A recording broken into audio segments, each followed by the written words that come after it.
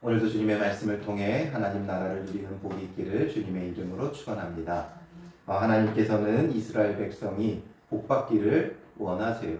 하나님은 항상 그의 백성, 그의 자녀들이 복 가운데 거하기를 원하시죠. 그래서 우리에게 주신 것이 바로 율법이고 그의 말씀입니다. 말씀 따라 행할 때 모든 복과 축복이 그들에게 쏟아지기 때문이죠.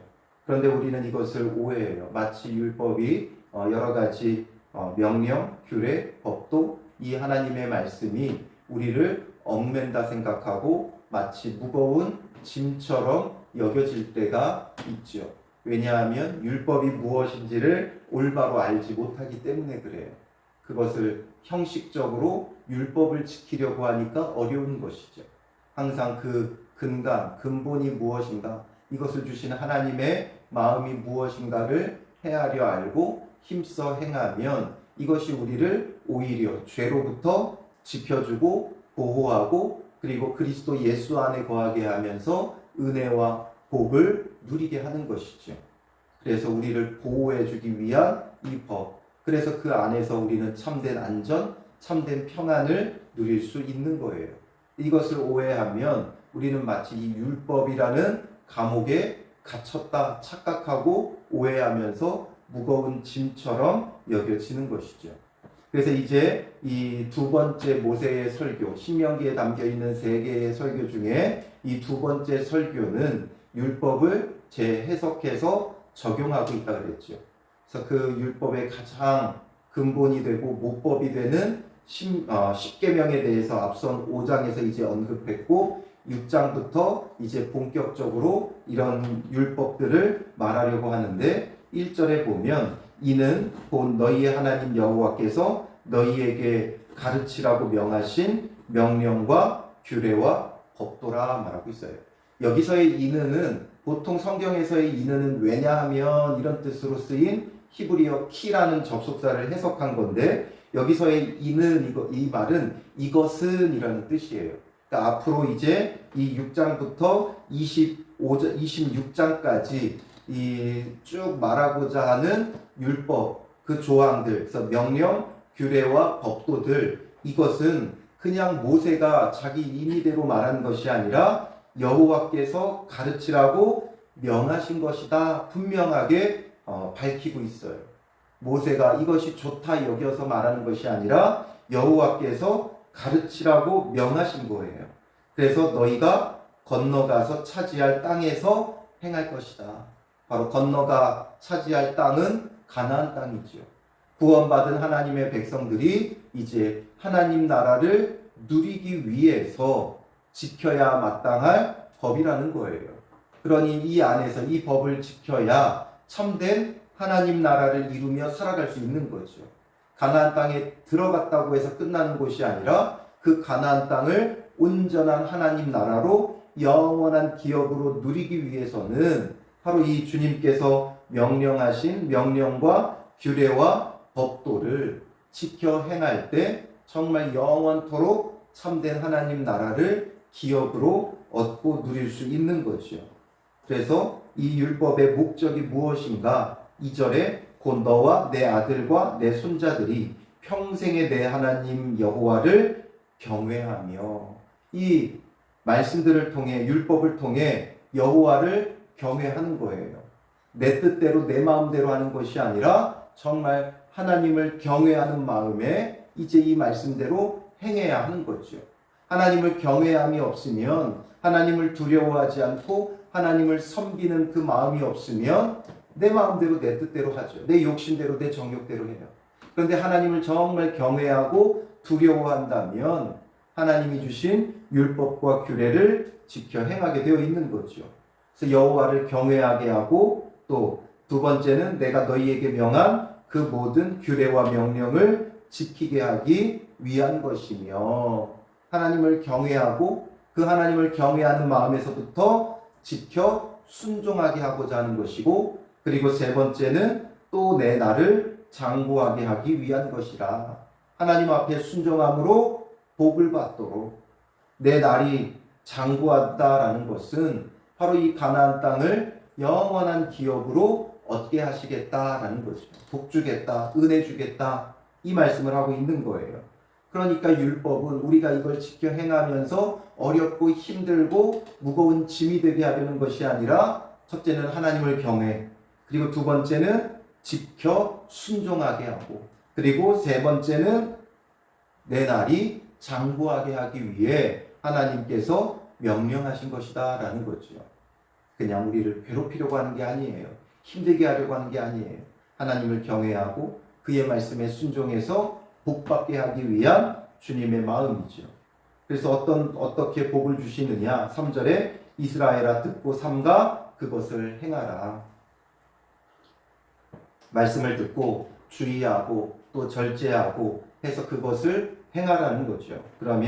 그리하면 내가 복을 받고, 하나님께서 복을 주시겠다고 약속하고 있어요. 내 조상들의 하나님 여호와께서 내게 허락하신 같이 젖과 꿀이 흐르는 땅에서 내가 크게 번성하리라 말하죠. 복받고 번성하게 하는 하나님의 은혜를 위해서 지켜 행하라는 것이죠. 이것이 정말 주님 안에서 우리가 복받는 방법이에요. 그냥 복을 마냥 비나이다 구하는 것이 아니라 감나무 밑에서 감 떨어지듯이 하나님 은혜를 구하는 게 아니에요. 하나님의 은혜는 주님의 말씀 안에 그리스도 예수 안에서 온전히 순종함으로 자연스럽게 주어지고 이루어지는 은혜와 복임을 먼저 밝히고 있는 거예요. 그리고 이제 4절부터 9절은 이 율법 대강령, 정말 이 신명기의 가장 중요한 요절이죠. 그게 뭐예요? 이스라엘아 들으라. 바로 쉐마죠. 쉐마 이스라엘, 이렇게 시작을 해요. 히브리어 원문은. 그래서 쉐마는 들으라라는 거죠. 정말 우리가 들어야 되는 건 무엇이냐? 우리가 가장 들어야 되는 이 신신당부의 말씀인 신명기에서 우리가 들어야 되는 가장 핵심은, 우리 하나님 여호와는 오직 유일한 여호와이시니라는 거죠. 하나님 여호와는 유일하신 분이라는 거예요. 여러 신 중에 뭐 하나 믿으면 되는 게 아니고, 또 여러 신들이 있으니까 더 많은 신들을 섬겨야 유익한 것이 아니라, 진정 유일한 신은 여호와 하나님밖에 없다는 거죠. 이스라엘 백성과 언약을 맺고 그 언약을 통해 그들을 구원해 내시는 여호와, 그분만이 정말 하나님이고 신이다라는 거예요.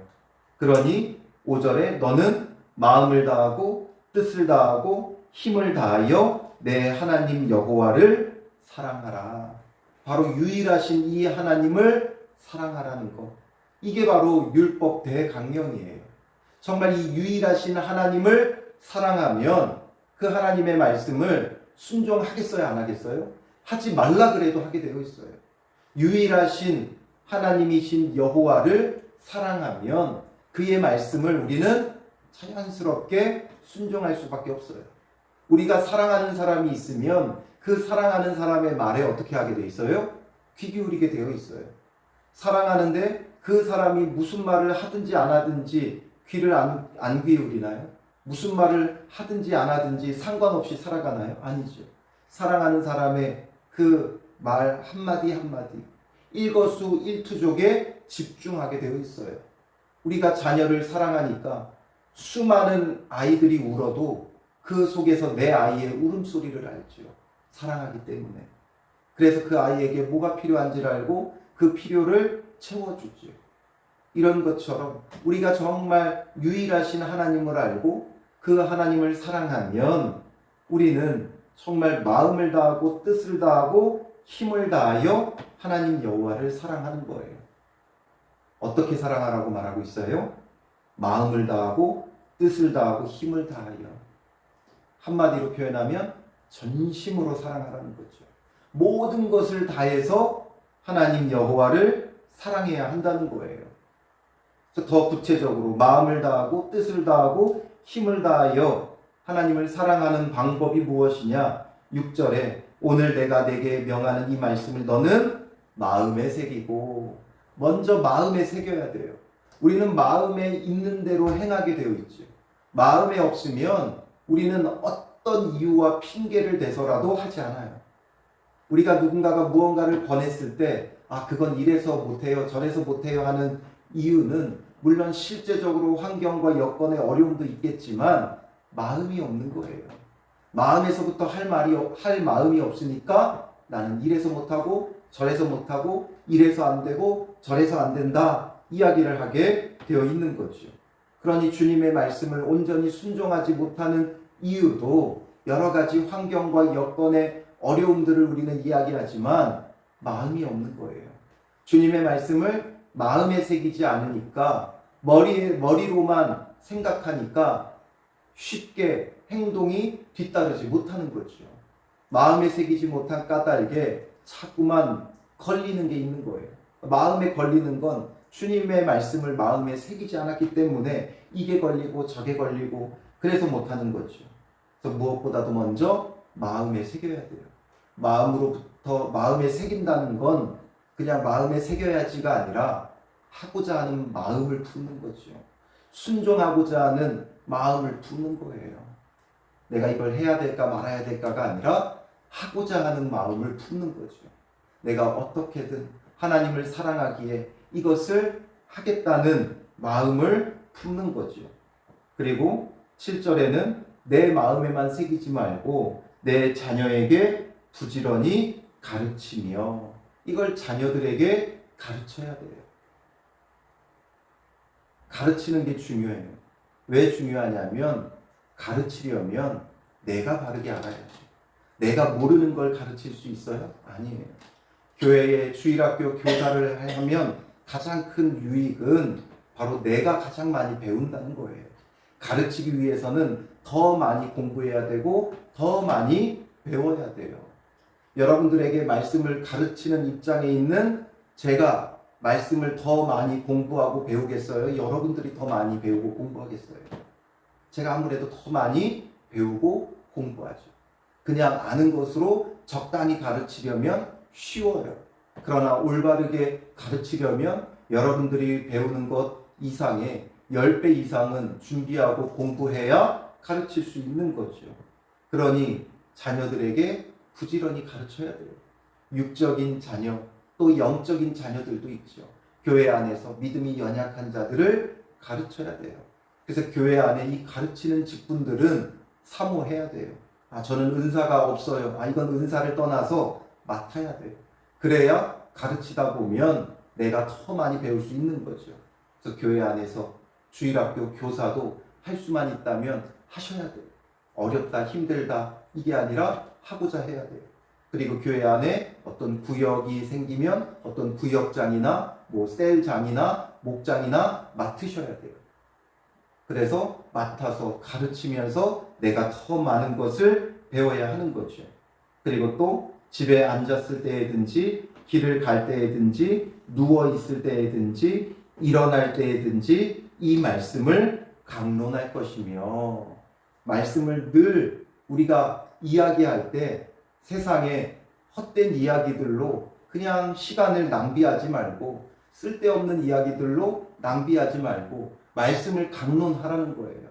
하나님이 주신 그 말씀들을 같이 이야기하고 나누고 이것을 통해 교제하는 거죠. 그래서 말씀을 통해서 가르치고 전하고 이런 것들이 우리에게는 필요하다는 거예요. 그러려면 어떻게 해야 돼요? 내가 배워야 되고 내가 바르게 알아야 되고 내가 늘 묵상하고 있어야 그것이 가능한 거죠. 가르치는 것, 강론하는 것 전부 다 언제든지 자녀들에게 집 안에서 또 앉았을 때든지 길을 갈 때든지 누워 있을 때든지 또 다른 여타 사람들을 집 밖에서 만나고 행할 때에도 이 말씀을 늘 강론해야 된다는 거죠. 말씀을 가르치고 강론하고 이것은 우리가 늘 해야 되는 거라는 거예요. 그러다 보면 우리가 더 많이 배우게 되어 있어요. 결국 어떤 사람이 그렇겠어요? 마음에 새긴 자들이 이렇게 할 수 있는 거죠. 마음에 새긴 자들이 자녀들도 가르칠 수 있고 또 사람들과 강론할 수도 있는 거예요. 그리고 이제 8절부터 9절은 그래서 주님의 말씀을 마음에 새기고 그 말씀을 대하는 자세가 어떠해야 되는가 또 계속해서 말하죠. 그래서 8절에 너는 또 그것을 내 손목에 매어 기호를 삼으며, 손목에 매어 기호를 삼으라 그랬어요. 이건 꼭 지금 제가 종종 보여드린 사진 가운데 정통 유대인들이 그 착용하는 복장들을 보면 손목에 띠를 쭉 두르면서 상자를 손목에 매어 놓은 게 있지요. 바로 이 신명기 6장 4절에서 9절 말씀을 거기다가 매어 놓은 거예요. 그런데 이것을 단순히 그렇게 행동으로 매어 놓기만 하면 되는 게 아니라 왜 손목에 매라고 하셨느냐? 이 손목에 매면 손이 움직일 때마다 보이잖아요. 근데 손이 움직이는 건 우리의 행동 하나하나가 바로 이 손을 통해 이루어지는 거예요. 그러니까 우리가 손을 통해 모든 일을 하기 때문에 우리가 모든 일을 행할 때 주님의 말씀과 함께 해야 된다는 거죠. 우리의 모든 행동 하나하나가 바로 주님의 말씀을 따라 행해져야 한다. 이것을 나타내고자 손목에 매라고 말씀하신 거예요. 정말 그걸 부착하는 게 중요해서가 아니라 손목에 매어 놓으니까 우리의 행동 하나하나에 계속해서 그 말씀이 보이고 그래서 말씀을 따라 행하고자 해야 한다는 거죠. 그리고 또 어디에다가 기호를 삼으라 그랬어요? 내 미간에 붙여 표로 삼고. 미간이 어디예요? 이마죠, 이마. 이마에다가 붙이는 이유는 뭐예요? 우리의 이마가 바로 우리가 생각하는 그곳이 머리잖아요. 그래서 생각하는 것 하나하나, 또 우리가 계획하는 것, 판단하는 것, 이 모든 것의 기준이 뭐가 되어야 된다는 거예요?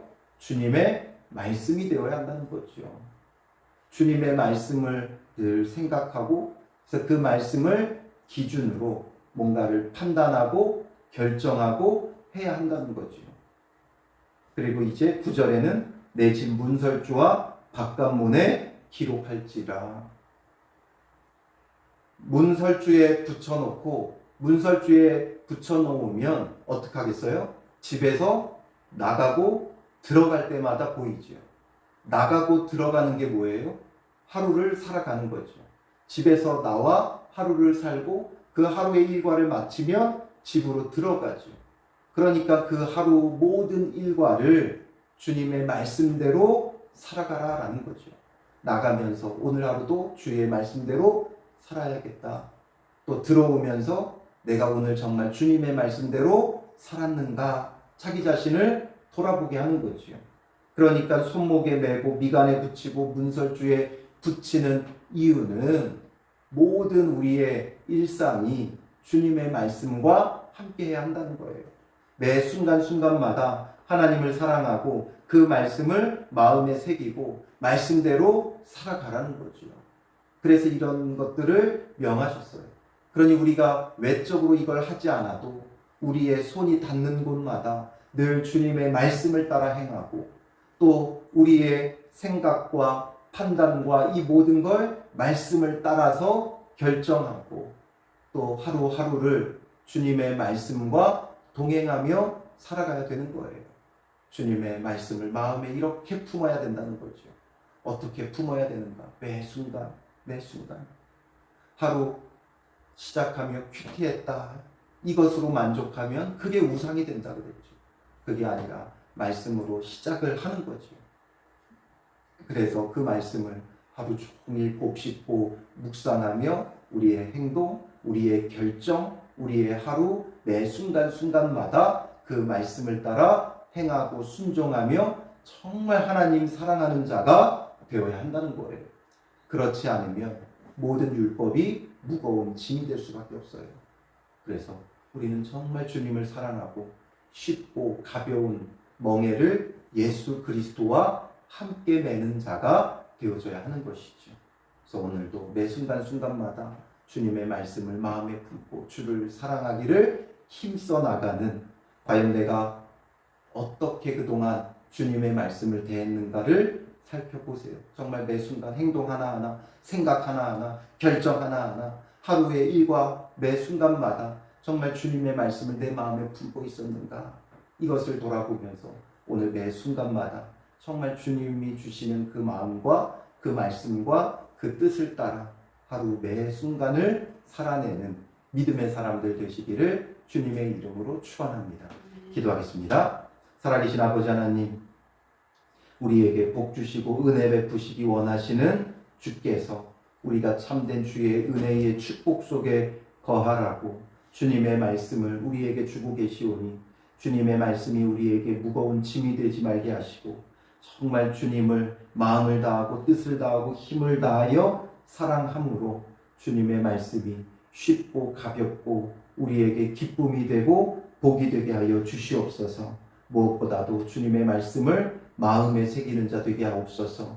말씀을 할지 말지를 판단하는 자가 아니라 하고자 하는 마음을 품고 마음에 그 말씀을 새겨서 어떤 주님의 말씀이라 할지라도 하루 매 순간마다 내 행동 하나하나에 말씀을 따르게 하시고 생각과 판단 하나하나에 주님의 말씀이 기준이 되게 하여 주시고 하루를 살아가는 동안 그 말씀을 붙잡고 준행하는 하루가 되게 하옵소서.